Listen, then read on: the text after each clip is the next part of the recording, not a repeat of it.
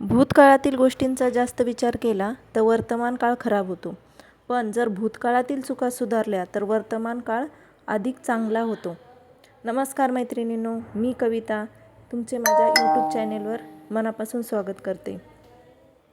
आज होता माझा पिठलं आणि भाकरीचा बेत. पिठलं भाकर म्हणा, बेसन म्हणा किंवा झुणका भाकर म्हणा, आपली ज्वारीची भाकरी आणि बेसन. त्यासाठी मी पटापट भाकरी बनवायला घेतल्या, कारण माझी 2 मुलं पण आहेत लहान, विहान आणि वीरा. त्यांना मी लाडाने स्वीटू आणि बबू असं बोलते. भाकरी करायला घेतल्या होत्या, पटापट भाकरी करून घेतल्यात. बघा मी भाकरी कशी करते, जमते की नाही ते नक्की मला कमेंटमध्ये सांगा. आणि भाकरीसोबतच माझा असा बेत होता हिरव्या मिरचीचं बेसन. एकदम साधं आणि सिंपल पद्धतीने मला बेसन बनवायचं होतं.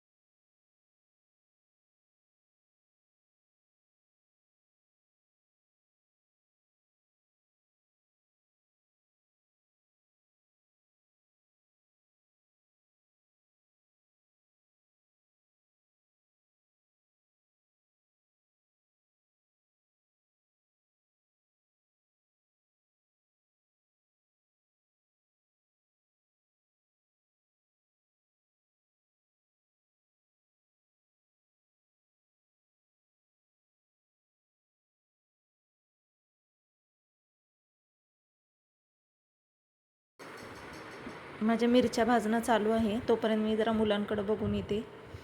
हे बघा किती पसारा केला आहे मुलांनी. सिटू आणि बबू आहे. हाय कर. हा हे बघा दोघेजण हाय करतायत. तोपर्यंत माझ्या इकडे मिरच्या भाजून झालेल्या आहेत.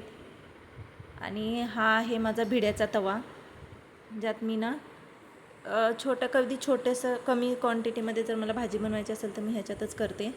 आणि आता मी ठेचा वाटून घेते. हिरवी मिरची, लसूण आणि कोथिंबीर, बस एवढंच घालणार आहे मी माझ्या बेसनमध्ये.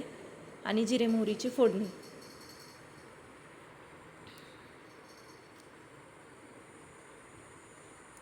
बघा जिरे मोहरी टाकणार आहे. आणि आता तो ठेचा आहे ना, तो डायरेक्ट एकदम तेलात नका टाकू, साईडला टाका थोडंसं, म्हणजे नाहीतर ना एकदम ठसका उडेल मिरचीचा.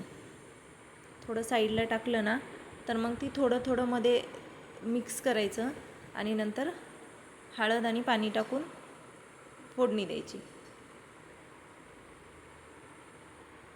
हे बघा पाणी टाकलेलं आहे मी. मला जास्त नव्हतं, थोडंसंच बनवायचं होतं बेसन. चवीपुरतं मीठ, बस. आणि जे उरलेला माझा ठेचा होता ना खलबत्त्यामध्ये, त्यातमध्ये ना मी आधी मीठ टाकलं नव्हतं, मग मी थोडंसं मीठ टाकलं आणि ते बाजूला काढून ठेवलं. आणि सोबतच थोडा भात लावून घेते. माझी मुलगी ना मध्ये येते, हे उचल ते उचल करते, ओढते, म्हणून मी खालचा टोप उचलून परत गॅसवर ठेवला. त्याला चांगली उकळी फुटलेली आहे. आता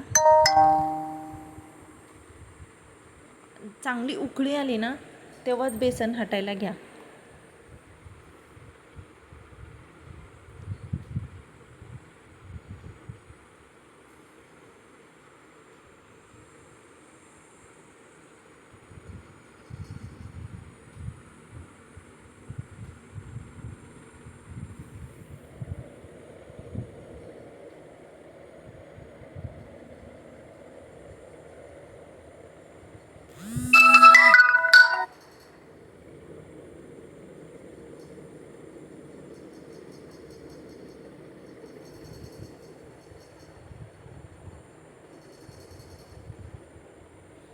आता ना बेसन हटून घेते मी थोडंसं. आधीच मी प्लेटमध्ये बेसन काढून घेतलेलं बाजूला, म्हणजे बेसनमध्ये काही गुठळ्या वगैरे असतील ना, आता आपण डब्यामध्ये वगैरे ठेवतो तर थोड्या गुठळ्या वगैरे होतात, थोडं मोकळं करून घ्यायचं ते पीठ. गाळून घेतला चाळणीने तर बरंच आहे, अजूनच चांगलं आहे. हे बघा आता मी बेसन घेते हटून. आणि एवढं लक्ष द्यायचं, कंटिन्यू हलवत राहायचं, म्हणजे काय होणार की बेसनच्या गुठळ्या नाही होणार आहेत. तुम्ही पटापट हलवून घ्या, कंटिन्यू हात हलवतच राहायचा आपला, म्हणजे काय त्याच्या गाठी नाही होणार आहेत. आणि समजा 1-2 गाठी होतातच जरी झाल्या ना, तरी त्या हाताने लगेच फोडून घ्यायच्या, म्हणजे त्याच.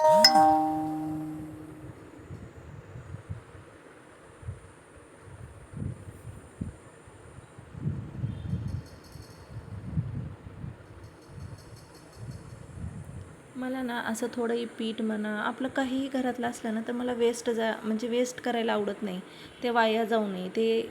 म्हणून मी पीठ पण जे आपल्या प्लेटला असतं किंवा परातीत भाकरीचं पीठ असतं ना, तेही मी पुसून होता होईल तेवढं वेस्ट जाऊ नये, हेच माझा शेवट असा प्रयत्न असतो माझा. बेसन आता शिजायला ठेवते मी थोडा वेळ. चांगली उकळी आल्यानंतरच बेसन हटायचं आणि चांगलं शिजू द्यायचं. जोपर्यंत ते पीठ, जर तुम्ही चांगलं लगेच हटल्यानंतर लगेच खायला घेतलात ना, तर ते पीठ शिजलेलं नसतं व्यवस्थित.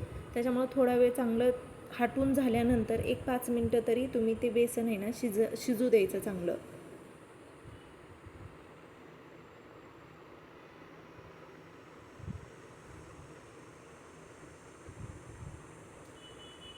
अशा ना मी यातल्या ना मी गुठळ्या कशा फोडून घेते बघा.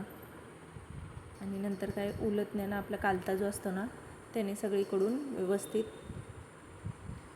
करून घ्यायचं.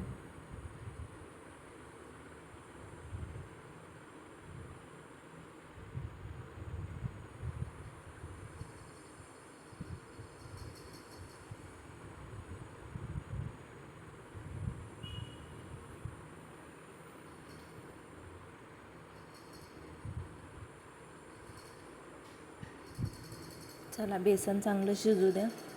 तोपर्यंत ना मुलांनी केलेला मी पसारा आवरून घेते इकडे बेसन शिजेपर्यंत.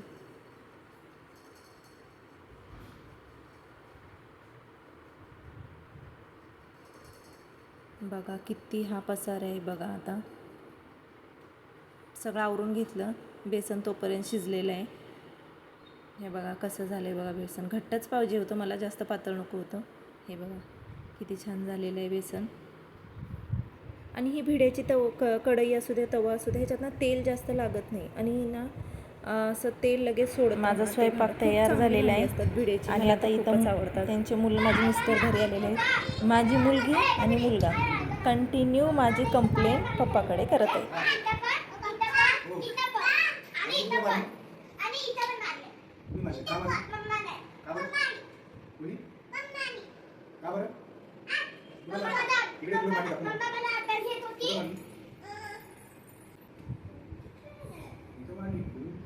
बघा पप्पाला दाखवते की मम्माने कसं मारलंय आणि कुठे मारलंय. पप्पाला दाखवते.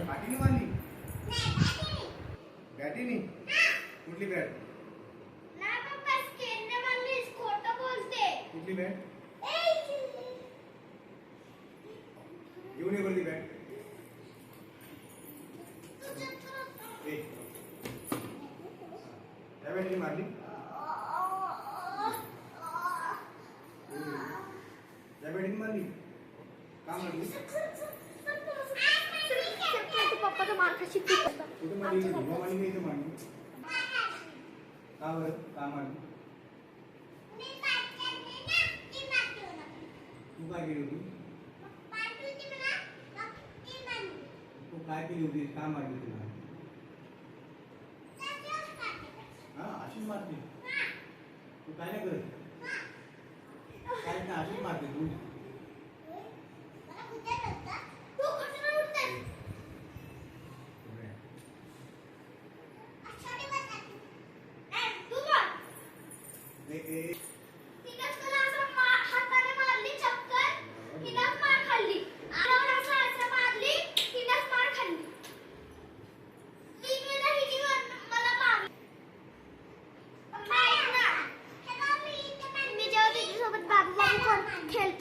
ओच्चो बच्चो पच्चो तेव्हा ती मला अशी मारते आणि केस सोडते. केस आणि मारते.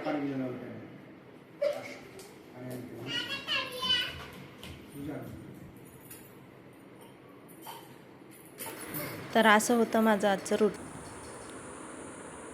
मुलं सांभाळत आणि घर सांभाळत आरीवर्कचं हे माझी आवड आहे. मी ती पण जपते. आणि तुमचा एक लाईक आणि एक शेअर माझ्यासाठी खूप मौल्यवान आहे. थँक्यू.